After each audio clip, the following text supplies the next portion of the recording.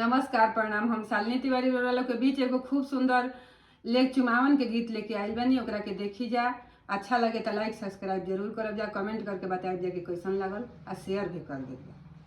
डाल ले ले डाल ले ले आपन आमा हो, डाल भर छत ले ले हो, डाल भर छत ले ले हो।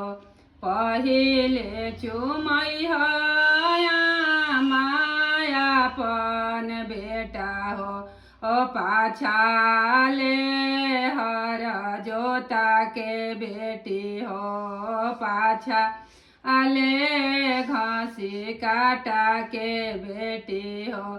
डाल ले ले डाल ले ले आपन भाभी हो, डाल भर छत ले ले हो, डाल भर छत ले ले हो।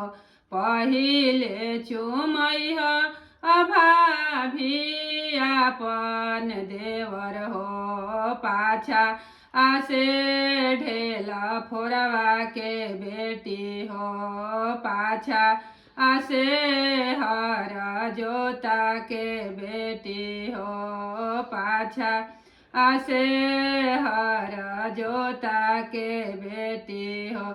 डाल ले ले डाल ले ले आपन दीदी हो, डाल भर छत ले ले हो, डाल भर छत ले ले।